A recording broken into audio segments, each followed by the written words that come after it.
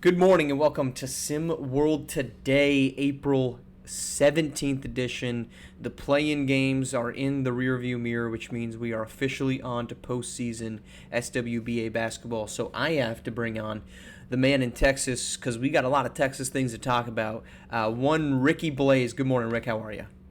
Yo, what's good? Marshmallow. It's good to get at this Thursday. I got a lot of energy this morning. I'm so excited because I'm already foreseeing my Rockets making it to the second round. Yes, indeed. Well, we could easily spend the entire show talking Warriors Rockets, but this isn't a Warriors Rockets show. This is all things. So we've got to talk about two other things.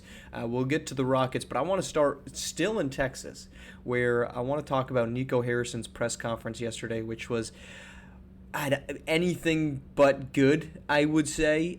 Tim McMahon most specifically had the opening question. I just want to read this to you, Rick, because I think this is, if reporters out there, this is an incredible question in general. But the fact that this was the first question opened up to reporters that he asked. This is the question. Quote, you've got an outraged fan base. It's been outraged since the day you made the trade. The overwhelming majority opinion of your fan base is they want you fired. How do you respond to that, and why do you believe that Patrick Dumont should not take them up on that advice? It is an incredible first Wow. question from Tim McMahon, who I think is one of the best reporters in the SWBA. Your takeaway from Nico Harrison's response, which essentially, if we're going to paraphrase it all down, was, well, the other trades I made worked out. It just takes people a little bit to come to their senses that this will be a good trade for us. And he said defense wins championships innumerable times in the entire press conference. Your takeaways? Yeah, this is a clown doing clown activities. He's a clown doing clown activities. Now listen, I'm not as big as a believer in Luca as most of the world is. But don't get it wrong. He was by Did far, aside from Kyrie, he's by far the best player, and he's by he far the just took him to the franchise finals. player He just took him to the for your finals. team. Yeah, exactly. Just can't. Yeah. He just took just well, his team had a lot to do with. Anyway, we don't get into No. those woods, but he by far was your franchise player, and you just gave him up for no real rhyme or reason. And now he's trying to double down on the foolishness.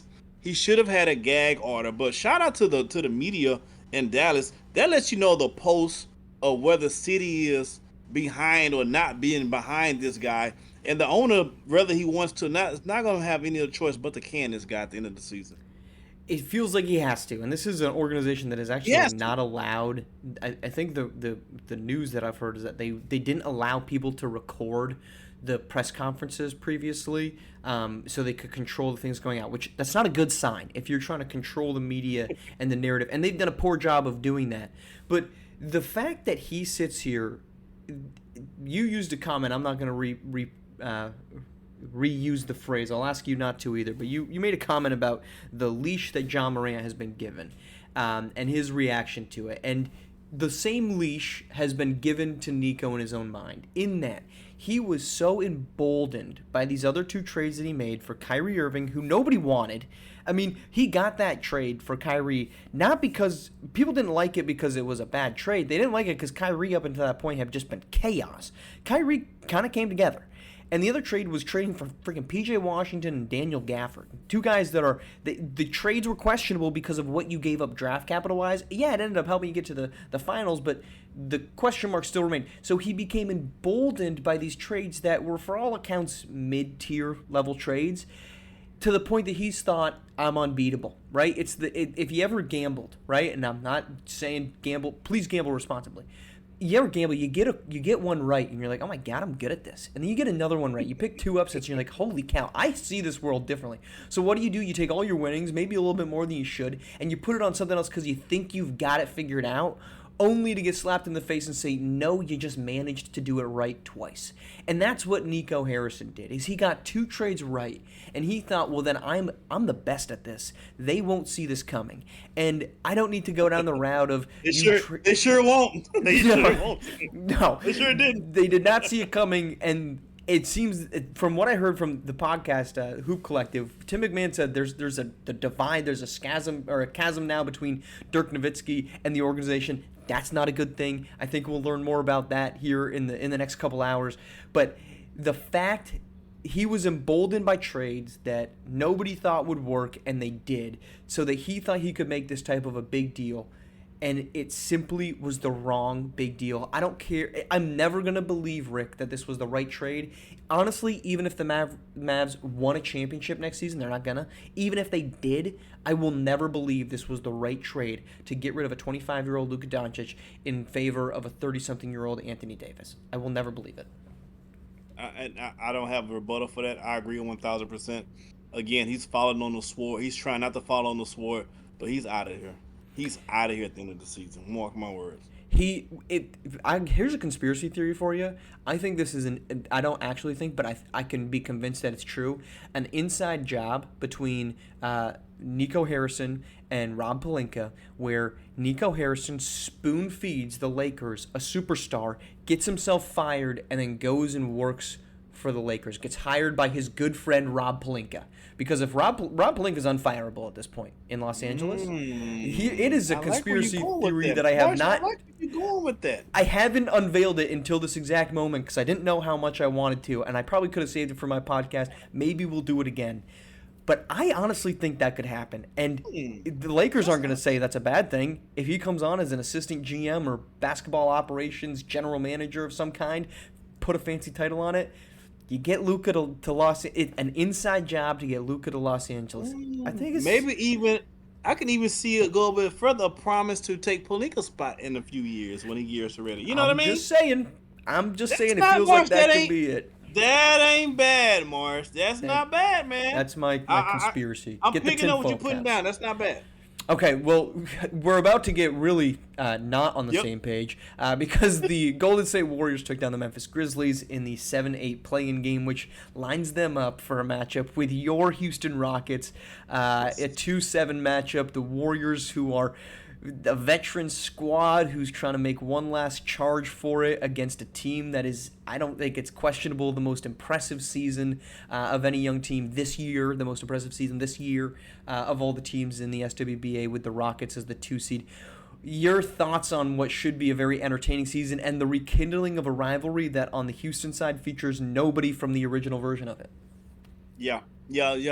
Golden State has owned us in the playoffs in the past. Anybody knows that. But we've owned the Golden State Warriors this season. Yep. Curry has been less than 20 of terrible 2 games against us, including the 1 for 10 the last game. So they picked up Butler, but hey, listen, man. I don't care if you got Butler, Mr. Lover, or you wearing Sealsucker. Rockets in 6. Oh, man. I am both nervous and positive for this game. I feel both ways, okay? My nervousness is the Rockets they have fantastic defenders. They're young. They're extremely aggressive. They've got a number of guys that they can throw at, not only Steph Curry, but also Jimmy Butler. And the Warriors just don't have anybody after that. They just do not have anybody after those guys that are reliable enough to make big plays, to make an impact. They've decided that Jonathan Kuminga can't play in the rotation. I am privately fuming over that one because I think it's the dumbest thing that Steve Kerr has made. I will save that for a different time when there's more concrete things to talk about. But that's my nervousness. My irrational confidence is that Houston doesn't have anybody that can create offensively consistently. They have not been there, and I have always said, I hate the argument of you have not been there because nobody has been there until they've been there. The Oklahoma City Thunder are wearing that badge right now. I think that's a foolish badge to wear. They were the number 1 seed a year ago. I still think they're winning the championship this year. But Houston has literally not been there. And credit to this organization for this quick turnaround that they've made to get to where they are. But offensively, this offense, Rick, you've seen it. It's so frustrating to watch because they can't do anything when Fred VanVleet is on the floor. I saw this team in Indiana. They were terrible on offense in the second half of that game against the Pacers. That's where I'm concerned for Houston, but ecstatic for the Warriors. Yeah, and I think we're gonna break out a secret weapon, and this Oh, is just my hope. This is my belief. The Rockets are gonna break out this secret weapon that we've been hiding, okay. uh, unbeknownst to the rest of the league, and his name is Cam Whitmore. Who? Cam Whitmore is about a bucket, about a bucket, about a bucket. Now, people might say, well, if Cam Whitmore is that good, why doesn't he play more in the Rockets rotation? Well, Cam Whitmore has two problems. One is an attitude problem, and two, he don't like to play defense. So we can't leave him in the game too long because Ime Udoka he gotta have people running his system. But you know what Udoka loves more than running his system? Winning Winning playoff games. basketball games. Yeah. I think you're gonna put Cam Whitmore in spurts to get when Rockets go to the offensive lull, and he can get the job done. Well, Rick, let me say this. If your secret weapon is Cam Whitmore, you've made me a lot more excited for the Golden State Warriors' chances on this because I do not quake in my boots for Cam Whitmore. That's not because, good. That's what we're hoping. That does define a secret weapon, but that does not make me any less. That's the definition of a secret weapon. You don't see it coming. This is true. I will say this last point. There's a lot of valid talk about the Rockets' defense against Steph Curry because he has that 1-for-10 game, 3 points earlier this month. However, they have played 3 times this season, Houston and Golden State. The first time, Steph Curry went 8 of 17. That's a 47% clip, 19 points, 5 assists. The second time they played, went 5 of 13 from deep, 7 of 17 overall, 27 points. So there's going to be those aren't elite numbers, but those aren't bad numbers. And so there's a lot of talk about, well, he went 1 for 10, 1 for 10, 1 for 10, 3 points, 3 points, 3 points. You're going to hear that. It's not as if this season Steph Curry hasn't had his way, or hasn't had good games rather against the Houston Rockets. But you gotta understand when those games happen, right? In other words, what we're saying, you're not wrong. the more the Rockets saw him, the worse his statistics got, which means we learned them better and better and leaned on them more and more. So if the refs, which is playoff basketball, they should, if they'll allow the Rockets to play the physical brand of basketball they want to play on defense, I'm telling you, Steph is he's not looking forward to this matchup. He's not liking this matchup. And oh, by the way, he can't stop nobody on the other side. Absolutely nobody. Well, I wouldn't say nobody, but yes, his strong suit is not his defensive side. I will say, and bias included. Looking like a true fan. This is my favorite series in the first round. Now that we have it, forget about everything in the East. Unfortunately, there's no excitement in the East because Knicks Pistons will be boring, Celtics Magic will be boring, Pacers Bucks will be interesting, but not super interesting. Whoever Cavs beat up on won't be all that interesting. Warriors. We Rockets. know the Celtics are going in the East already. We don't have to talk. We know the Celtics are going to beat our East. We will have to talk about that because I actually don't think that's the case. But anyhow, all right. So Cleveland. I will, but that's for next week. We'll talk next week when we have some postseason games under our belt to talk about. That's crazy talk. It's crazy talk that I'm standing by. All right, let's go to another matchup in the Western Conference, and that is Lakers Timberwolves. And this is one I am very interested in because I think there's a lot on the line right now for one Anthony Edwards. One season after making the Western Conference Finals, he has a roster that's really dramatically changed around him, and now he's got a chance to go up as a 23, 24-year-old. I don't know exactly how old he is, but in that range, he has a chance to go up against the best young player in the entire SWBA and Luka Doncic, and arguably, I'm not having the argument right now, but arguably the best player of all time, most certainly the best player of this generation in LeBron James. So if he's able to take a number 6 seed Timberwolves team over top of the Lakers, how impactful is that, and how far do you think he can actually take them? You know, I'm going to double down on what you said, and I'm going to say this is the most important series for both teams. Oh, because if you're LeBron, you only have so many more times around. And one thing LeBron doesn't normally do is get beat in the first round. On the flip side of that, if you're Minnesota, if you're Anthony Edwards, you're on the cusp of being the new face of the SWBA. So what a better way to stamp your name, your face as the new guy, as other than taking down the guy before you, which was being LeBron James. He's been the guy of the SWBA for the last 20 years. Mm-hmm. So you can really propel yourself as a player and propel this team if you can get this win this series. But I'm going to say this, and I have to say it because it is true. LeBron James is the toughest out in all of sports. Yes. in basketball. He is I don't care what team it is. I don't care who he's playing against. I don't care what round it is. He is the toughest out. Getting LeBron out in a 7-game series It's like a pitcher trying to strike out Barry Bonds in his prime. Can it happen? Sure. Is it likely to happen? No. This is an incredible matchup, and I do want to bring it back to Ant. This is an incredible bracket for LeBron because he doesn't have to deal with the Thunder or the Nuggets until the potential conference finals, which is the biggest thing. But if to speak specifically to Ant, how far can he take them? I don't think he's getting them out of the first round. Let's start realistically. But the impact that it would have if he did, I think it changes everything about who Anthony Edwards is. Anthony Edwards, by the way, led the entire SWBA in 3 points. 3-pointers made this season. He shot above 40%. So he's always been this hyper athletic, don't let him get to the rim guy. Now he's also a 3-point shooter. And I know there's all these comparisons to Michael Jordan. I'm not trying to go that direction specifically. But to me, this is feeling like a young Michael Jordan figuring his way through an extremely difficult conference. And if he's able to take down the Lakers, I think we are continuing the momentum that was last season, that gets to the Western Conference Finals, upsets Denver in this incredible comeback, and there's all this, is he the future of the game? We start having those conversations again because you're taking down a LeBron James who has, since 2006 postseason, he's missed the playoffs twice and been eliminated in the first round twice. Those 2 times came in 2021 and 2024. So it's recent, but it doesn't happen often. And so you have a chance, if you're Anthony Edwards, to maybe be the final nail in LeBron James's coffin. Now, LeBron's probably got 2 seasons left maybe, but if his desperation starts to rise, so if you knock out LeBron and you knock out Luka, you exact revenge on Luka taking you out. Granted, it's not in the conference finals, but you take out Luka, who took you out last season in the conference finals. We have to be very, very seriously, and we're already starting a little bit, but now it's a much louder conversation that Anthony Edwards might not just be the best young player. Does he have a case as the best player? And that's not going to be true because Jokic is better than him and Shea's better than him.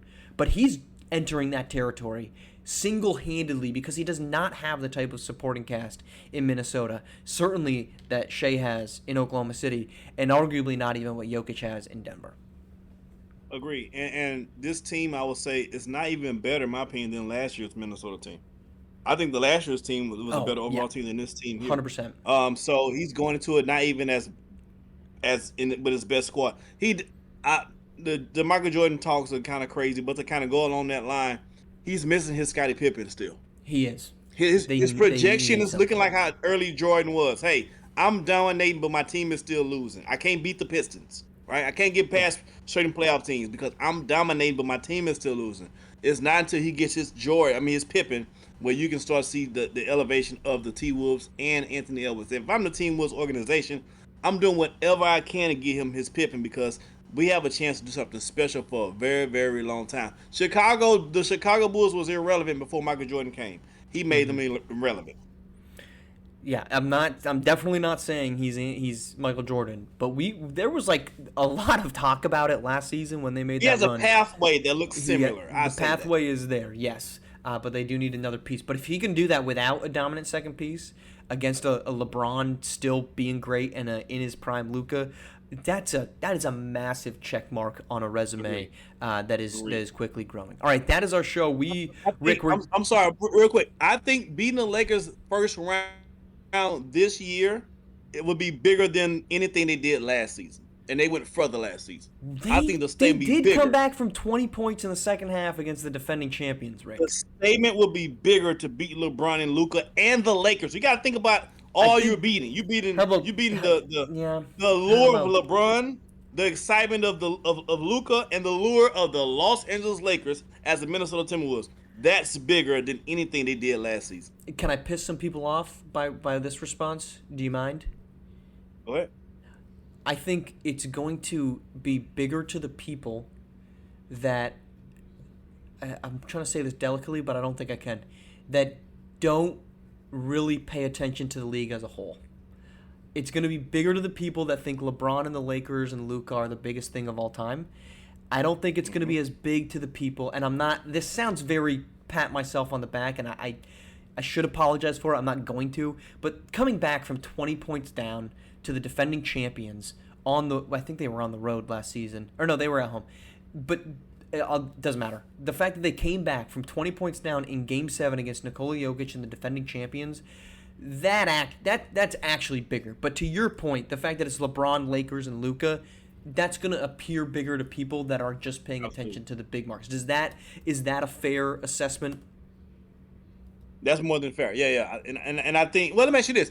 You think the margin, the numbers would, let me see. Do you think that, I know we're up against the time, do you think that the Minnesota Timberwolves' chances of beating Denver last year is greater or less than their chance of beating the Lakers this year? It's greater than last year because they, for whatever reason, Minnesota matches up super well against Jokic. With Gobert, they don't get exposed on the offensive end. You have to defend inside, and you have a great defender. And even without Karl Anthony Towns, I saw Minnesota and Denver play live in Denver too. The size that Minnesota has, nobody else in the league can match it, and that's why you need to beat Denver. And so I think last season's Minnesota team was better positioned to beat Denver than this season's, without a doubt. Because they also did it, and it was on the road. So they came back 20 points down on the road in Game 7 against the defending champions. That is bigger. But if you care about LeBron, Lakers, and Luka, then you're gonna think that's bigger. That's not. And if you're Anthony Edwards and you care about your legacy early, this is the series. Yes. You talking about commercials. Rather, whatever happens after the series, they beat the Lakers this series. My man, endorsements are ringing down your door, and they already are. But now you're the hype. You're the top of the hill at this point. So long as he can figure out all of the off-court drama, it's not. You gotta it's pay not like bad. your way, baby. It's not you gotta terrible. pay like your way. You just maybe tighten up. Let's say that. Tighten up off the court. It's not job bad, but it's not great what's going on over there. So maybe He figure cashing out off the court, baby. He cashing out in on the court, and cashing out off the court. He's cashing out and then spending that cash immediately for other things. So, to each their own. More game than I've got, clearly. So, anyhow, all right, that's our show. We'll be back with Rick next Wednesday. Rick, where can we catch you every single week? Rick, the Blazing Takes, right? That's every Wednesday afternoon, right? We're tuning in there. Every Wednesday afternoon, 4:00, 3:00 Eastern. We're about to do some special stuff now because Hoops Tier is coming up. So we're about to start revving it up. Make sure y'all stay locked in. It's gonna be fun. It shall indeed. Rick, we will talk to you next week. Appreciate you tuning in. Or coming on. We appreciate everyone else tuning in here on SimWorld TV. The only place you can see the game, be the game.